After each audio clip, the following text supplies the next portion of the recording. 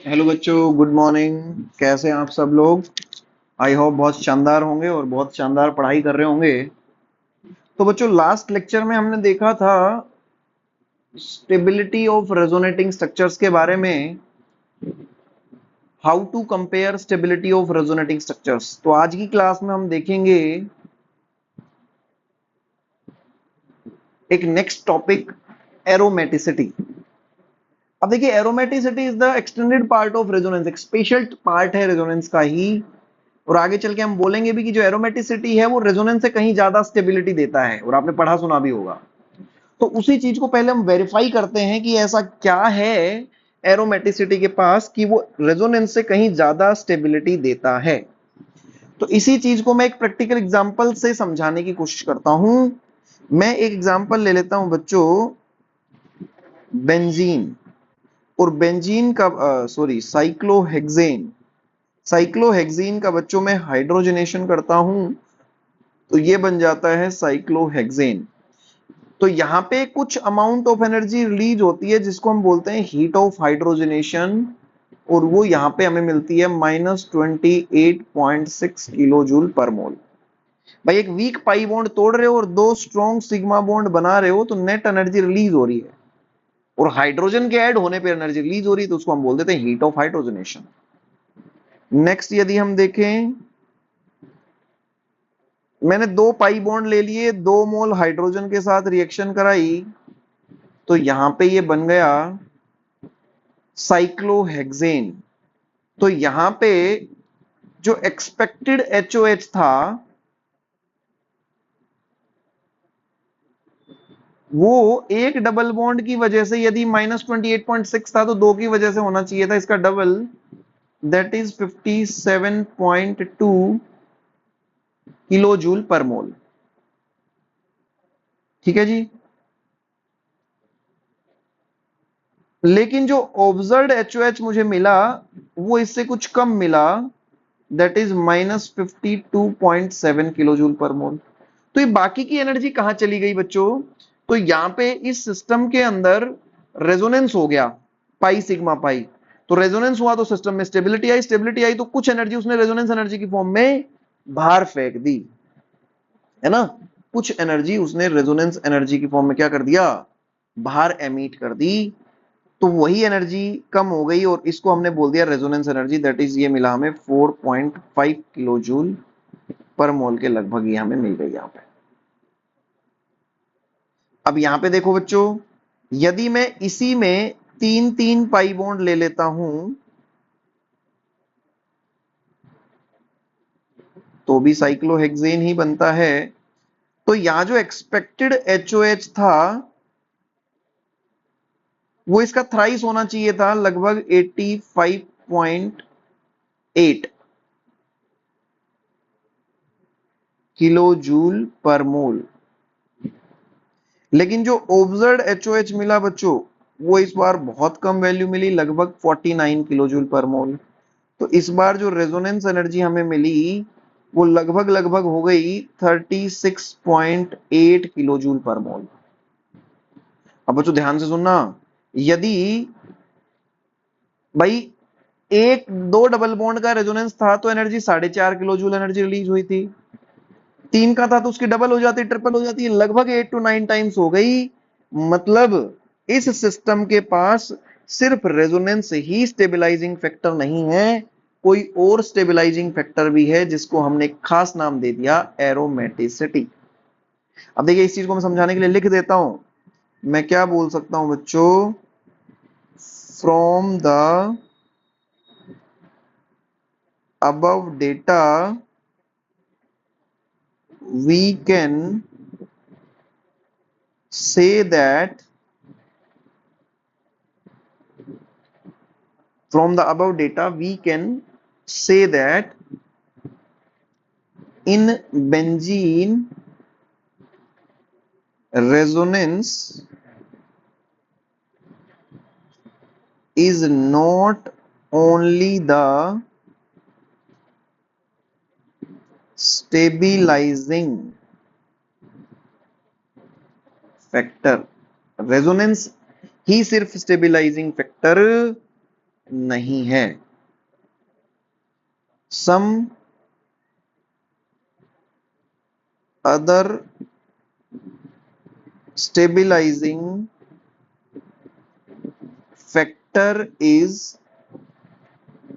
also there, that is named as aromaticity।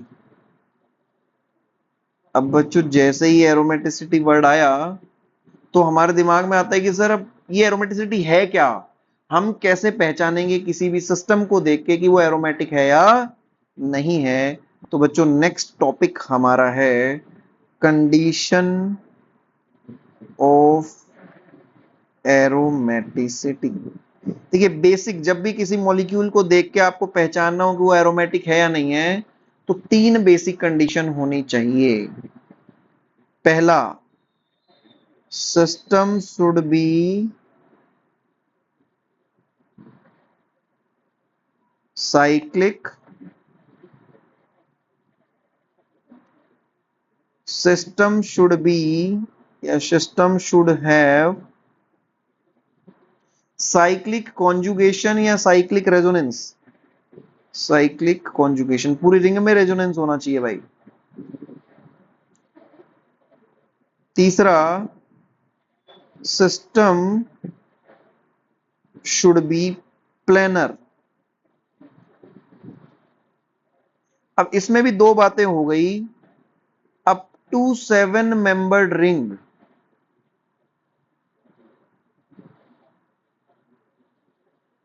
ये तो हो गई प्लेनर। 8 और मोर देन 8 मेंबर्ड रिंग, ये हो गई नॉन प्लेनर। बच्चों यदि ये तीनों कंडीशन फुलफिल हैं और इसके बाद यदि वो हक्कल रूल को फॉलो करता है, हक्कल रूल, हक्कल रूल होता है 4n+2 पाई इलेक्ट्रॉन्स रखना, तो वो सिस्टम एरोमेटिक हो जाएगा। और यदि वो 4n पाई इलेक्ट्रॉन्स रखता है तो वो सिस्टम एंटी एरोमेटिक हो जाएगा। अब ये n क्या है, n कुछ भी ले सकते हो, 0 1 2 3 4 अप टू सो ऑन। तो पाई इलेक्ट्रॉन कितने हो जाएंगे, 0 रखोगे तो 2 6 10 14 18 अप टू सो ऑन। और यदि यहां पे n का वैल्यू 0 नहीं ले सकते, 4 इंटू 0 0 0 पाई इलेक्ट्रॉन का कोई सेंस नहीं होगा, जब 0 पाई इलेक्ट्रॉन होंगे तो रेजोनेंस ही नहीं होगा। तो यहाँ पे 1 से शुरू करना पड़ेगा, 1 2 3 4 अप टू सो ऑन। तो पाई इलेक्ट्रॉन्स हो गए जी यहाँ पे 4 8 12 16 अप टू सो ऑन। तो बच्चों यदि पाई इलेक्ट्रॉन 4 के पहाड़े में मिलते हैं, 4 के टेबल में मिलते हैं, 4 8 12 16, तो आप बोलना एंटी एरोमेटिक। और यदि 2 से शुरू होकर 4 4 के गैप पे मिलते हैं तो बोल देना एरोमेटिक। और यदि इन तीनों कंडीशंस में से कोई भी कंडीशन फेल हो जाती है, इफ एनी कंडीशंस फेल्स या वायलेट्स, तो सिस्टम हो जाएगा नॉन एरोमेटिक। क्या हो जाएगा जी, नॉन एरोमेटिक। देखिए तीन टर्म बताइए, non aromatic, aromatic, anti aromatic. आइए एग्जांपल से समझते हैं। एक और टर्म कई बार पूछ ली जाती है, नॉट एरोमेटिक। अब नॉट एक अलग चीज है, नॉट मतलब जो एरोमेटिक नहीं है, हिंदी में लिख लें इसको, जो एरोमेटिक नहीं है। तो जो एरोमेटिक नहीं है वो क्या है भाई, जो एरोमेटिक नहीं है वो फिर क्या है। तो जो एरोमेटिक नहीं है वो non aromatic plus anti aromatic दोनों हो सकता है। Non aromatic plus anti aromatic. Fine. चलिए अब एग्जांपल से पूछेंगे, आइडेंटिफाई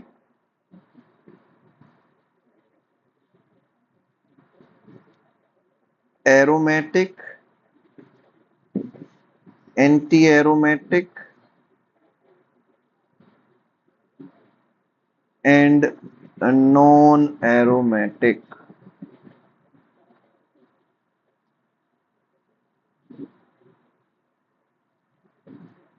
पहला एग्जांपल ले लेता हूं जी, बेंजीन। तो बच्चों मैंने देखा सिस्टम साइक्लिक है, साइक्लिक कॉन्जुगेशन भी है, प्लेनर भी है, और 6 पाई इलेक्ट्रॉन रखता है तो एरोमेटिक है।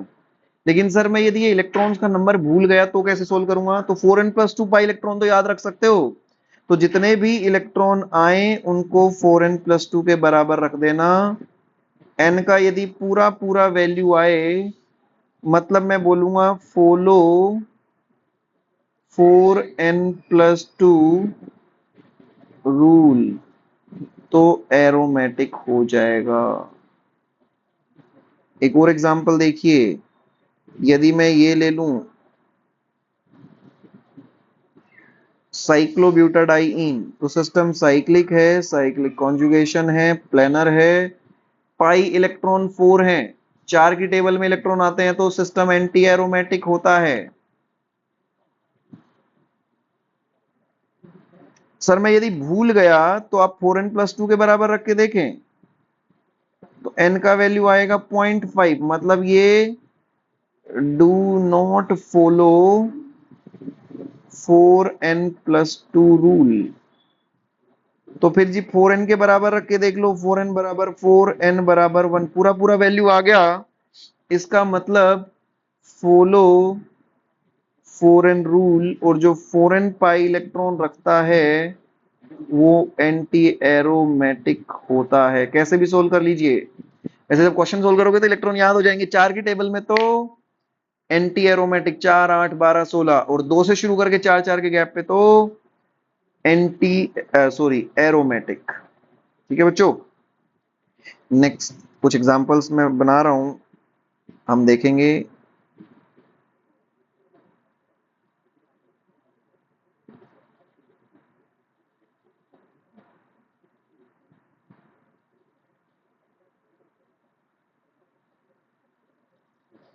पहला एग्जांपल देखते हैं भाई, सिस्टम साइक्लिक है, साइक्लिक कॉन्जुगेशन है, प्लेनर है, 2 पाई इलेक्ट्रॉन है तो एरोमेटिक हो गया। सिस्टम साइक्लिक है, साइक्लिक कॉन्जुगेशन है, प्लेनर है, 4 pi electron, negative charge carry a pair of electron, तो ये हो गए 2 ये और 2 ये, 4 पाई इलेक्ट्रॉन, तो ये हो गया भाई एंटी एरोमेटिक। साइक्लिक है, साइक्लिक कॉन्जुगेशन है, positive sigma pi, sigma pi, sigma positive, planar है, 4 पाई इलेक्ट्रॉन रखता है, एंटी एरोमेटिक है। साइक्लिक है, साइक्लिक कॉन्जुगेशन है, प्लेनर है, 6 पाई इलेक्ट्रॉन रखता है तो एरोमेटिक हो गया। नेक्स्ट देखिए,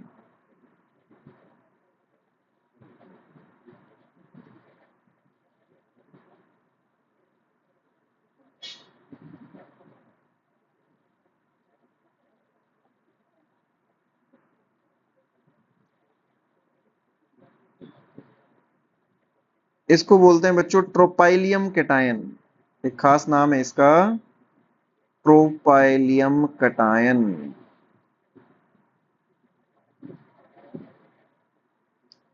अनायन को ट्रोपाइलियम नहीं कहते, वो ट्रोपाइलियम ट्रोपोलोन से ड्राइव हुआ है। तो साइक्लिक है, साइक्लिक कॉन्जुगेशन है, प्लेनर है, 6 पाई इलेक्ट्रॉन्स हैं तो एरोमेटिक है। ये भी जी साइक्लिक है, साइक्लिक कॉन्जुगेशन है, प्लेनर है, 8 पाई इलेक्ट्रॉन है तो ये एंटी एरोमेटिक है।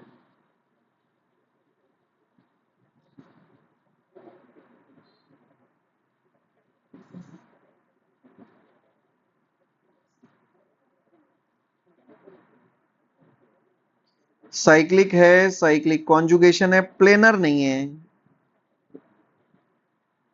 क्योंकि more than 7 membered ring, more than, याद करिए, more than 7 membered ring non planar. और मैंने कहा था एक भी कंडीशन यदि वायलेट हो जाए तो सिस्टम बिकम नॉन एरोमेटिक, तो ये नॉन एरोमेटिक हो जाएगा। ये टब शेप्ड फॉर्म में एग्जिस्ट करता है जी, इसलिए नॉन प्लेनर होता है।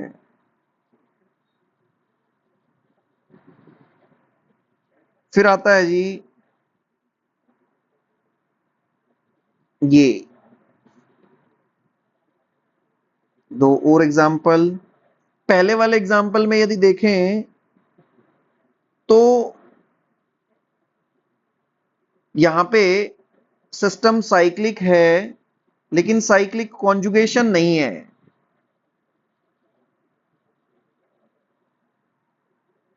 Positive sigma pi sigma pi sigma sigma पूरी रिंग में कॉन्जुगेशन होना चाहिए, तो साइक्लिक कॉन्जुगेशन नहीं है। कोई भी एक कंडीशन ब्रेक होती है तो system will be non aromatic.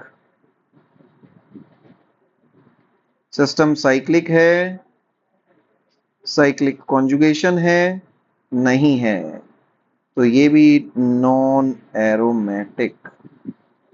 कुछ और स्पेशल मॉलिक्यूल्स होते हैं जी जिनके नाम भी हमें ध्यान रखने होते हैं। पायरोल, तो साइक्लिक है, साइक्लिक कॉन्जुगेशन है, प्लेनर है। 6 पाई इलेक्ट्रॉन है तो एरोमेटिक। लॉन पेयर भी भाई पार्टिसिपेट करता है रेजोनेंस में।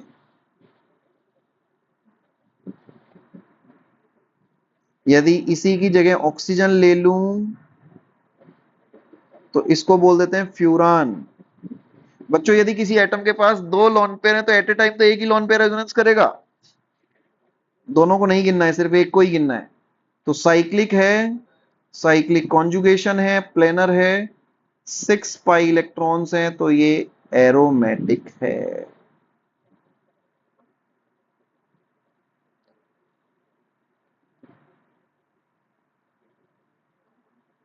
सल्फर ले लिया जी तो नाम हो जाता है थायोफीन। साइक्लिक है, साइक्लिक कॉन्जुगेशन है, प्लेनर है, 6 पाई इलेक्ट्रॉन्स हैं तो एरोमेटिक हो जाएगा।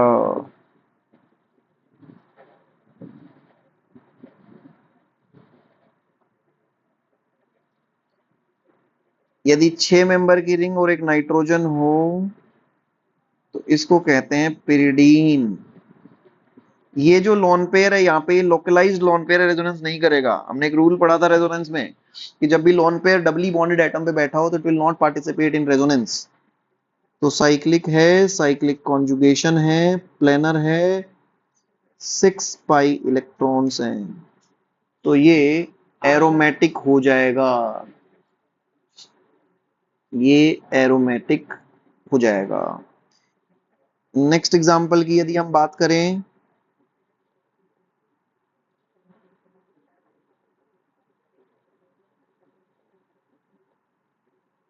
तो यहां पे ये पॉजिटिव चार्ज है, साइक्लिक है, साइक्लिक कॉन्जुगेशन है, प्लेनर नहीं है, या फिर मैं कह दूं साइक्लिक कॉन्जुगेशन ही नहीं है। इसमें बड़ा स्पेशल एग्जांपल है जी, क्योंकि ये नाइट्रोजन का ऑक्टेट कंप्लीट है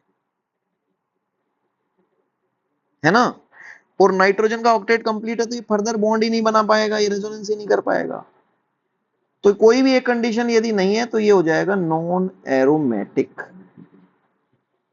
नाइट्रोजन का ऑक्टेट कंप्लीट है तो ये हो जाएगा नॉन एरोमेटिक।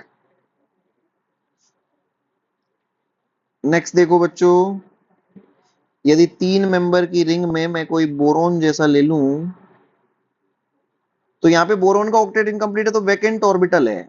तो इसमें रेजोनेंस हो सकता है साइक्लिक है, साइक्लिक कॉन्जुगेशन है, प्लेनर है, 2 पाई इलेक्ट्रॉन है, तो ये एरोमेटिक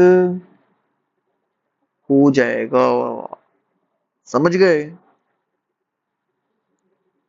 फिर आती है कुछ एन्युलीन्स हमारे पास। एन्युलीन्स क्लोज्ड रिंग लाइक स्ट्रक्चर्स को बोल देते हैं। ये देखिए, जैसे ये 4 एन्युलीन कह दीजिए इसको, 4 कार्बन है तो 4 एनिलीन। ये तो हमने पीछे भी देखा था, साइक्लिक है, साइक्लिक कॉन्जुगेशन है, प्लेनर है, 4 पाई इलेक्ट्रॉन है, तो ये एंटी एरोमेटिक हो जाएगा। बेंजीन को 6 एनिलीन बोल देते हैं, 6 एनिलीन।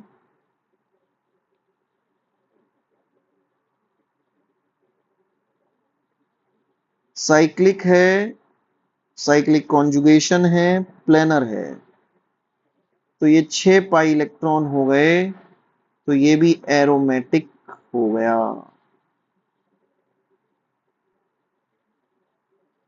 ये एग्जाम्पल भी हमने देखा पीछे, तो इसको 8 एनुलीन बोल देते हैं, तो ये नॉन प्लेनर हो जाता है।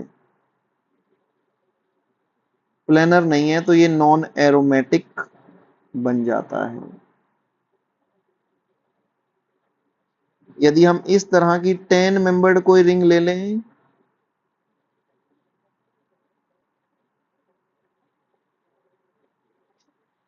तो ये भी इसको 10 एनुलीन कह देंगे, 10 एनुलीन। तो ये साइक्लिक है, साइक्लिक कॉन्जुगेशन है, प्लेनर नहीं है, तो नॉन एरोमेटिक हो जाएगा। फिर आता है जी पेरिफेरल एरोमेटिसिटी। पेरिफेरल मतलब पेरीफ्री पे रेजोनेंस हो रहा हो। देखिए कुछ एग्जांपल्स दिखाता हूं आपको। इस तरह की हमने कोई रिंग ले ली,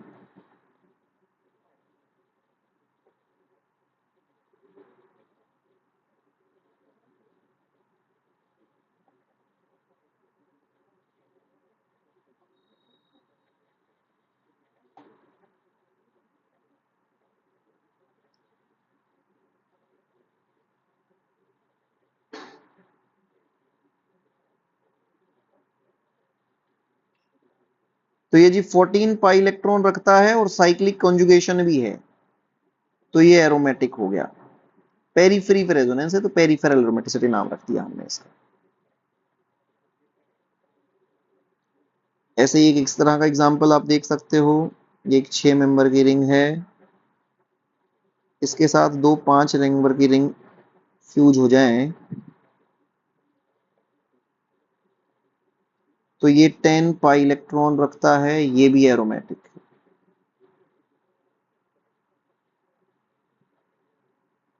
फिर आता है पॉलीसाइक्लिक एरोमेटिक कंपाउंड।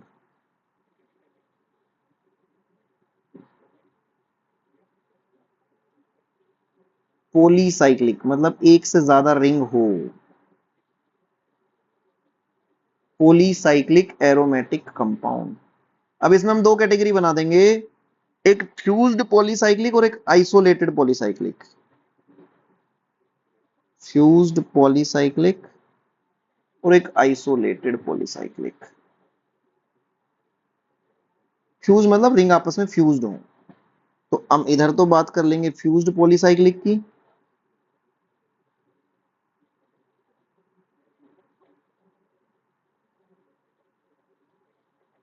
और इधर आइसोलेटेड पॉलीसाइक्लिक की। तो फ्यूज में बच्चों एग्जांपल ले लो, नेप्थलीन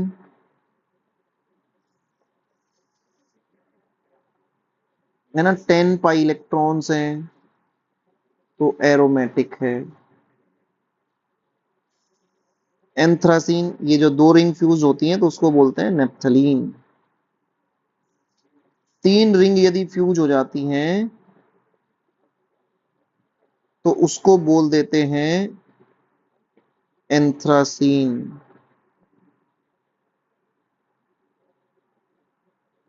14 पाई इलेक्ट्रॉन्स, ये एंटी एरोमेटिक है।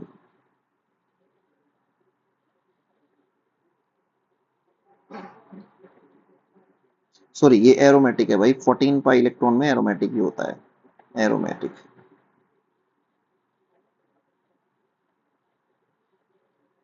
यदि ऐसा ले लें हम, तो ये 8 पाई इलेक्ट्रॉन है, तो ये एंटी एरोमेटिक है। आइसोलेटेड, आइसोलेटेड का एग्जांपल आप देख लीजिए यहां पे।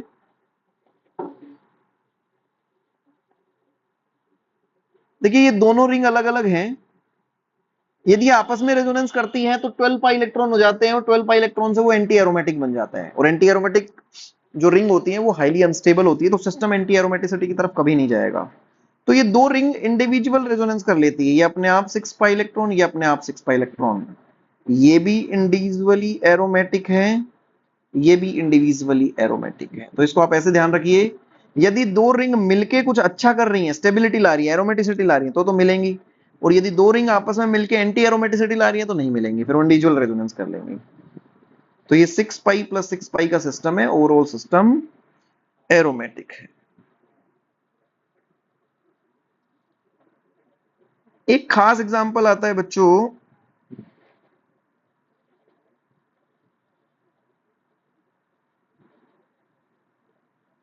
ये हमने एक एग्जांपल देखा था, ये नॉन एरोमेटिक था, नॉन प्लेनर था, नॉन प्लेनर था इसीलिए तो नॉन एरोमेटिक था।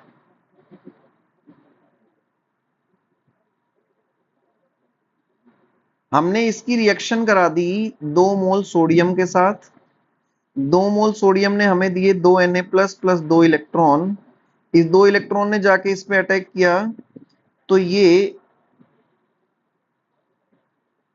इस तरह का हमें कुछ दिखा, एक नेगेटिव हो गया, पॉजिटिव नेगेटिव, एक ऊपर नेगेटिव और नीचे पॉजिटिव को 2 इलेक्ट्रॉन दे दोगे तो एक इलेक्ट्रॉन देने पे वो न्यूट्रल हो जाएगा, और एक और देने पे वो नेगेटिवली चार्ज हो जाएगा।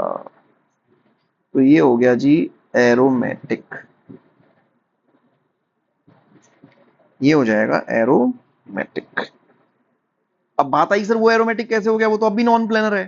तो यहां पे मैं एक बात बोल रहा हूं कि यहां प्लेनरिटी अचीव करने के पीछे एक ड्राइविंग फोर्स है aromaticity.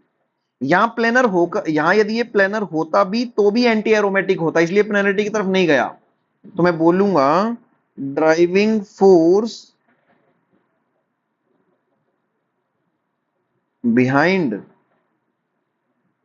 conformational changes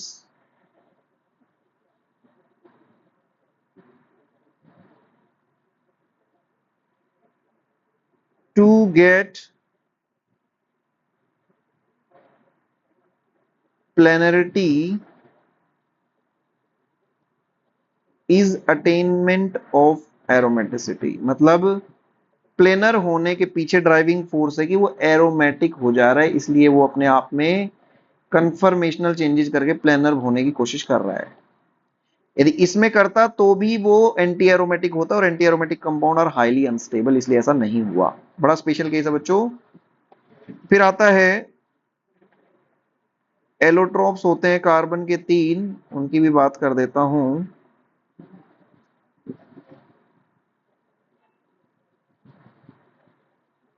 crystalline form 3 होती है, डायमंड, ग्रेफाइट,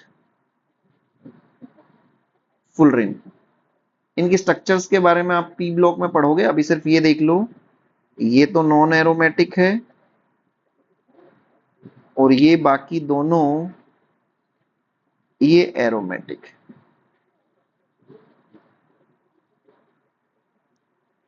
इन तीनों में अभी तक हमने 3 देखा, aromatic, anti aromatic, non aromatic. तो stability order most important, stability order.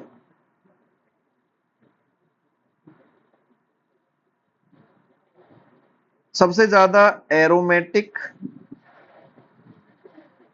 फिर नॉन एरोमेटिक। ये बच्चों नॉन और एंटी में एंटी कम क्यों हो गया, ये हायर स्टडीज में हम पढ़ते हैं with the help of frost circle diagram. वो आपके बियॉन्ड स्कोप है, आप उसको छोड़ दीजिए, आप बस और डायरेक्ट ऑर्डर ध्यान रखिए, aromatic, non aromatic, anti aromatic. और एंटी एरोमेटिक कंपाउंड तो इतने ज्यादा अनस्टेबल होते हैं कि वो रूम टेम्परेचर पे एग्जिस्ट भी नहीं करते हैं। Highly unstable, even do not found at room temperature. ठीक है जी, तो ये जेई का पीवाईक्यू है कि कौन सा सब कंपाउंड जो है वो रूम टेम्परेचर पे नहीं पाया जाता। तो एंटी एरोमेटिक कंपाउंड इतने ज्यादा अनस्टेबल होते हैं कि वो रूम टेम्परेचर पे भी नहीं पाए जाते हैं। चलिए बच्चों, तो ये हमने देखा एरोमेटिसिटी क्या होता है, उसको फील किया, कंडीशंस के बारे में बात की, aromatic, anti aromatic, non aromatic, बहुत सारे एग्जांपल प्रैक्टिस किए, और फाइनली स्टेबिलिटी ऑर्डर देखा, उसमें एरोमेटिक सबसे ज्यादा स्टेबल, फिर नॉन एरोमेटिक, फिर एंटी एरोमेटिक। तो आज इतना ही करते हैं बच्चों।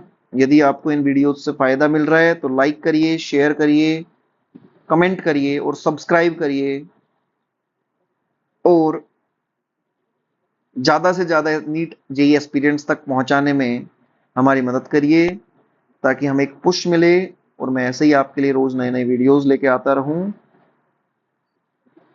तो आज इतना ही करते हैं बच्चों।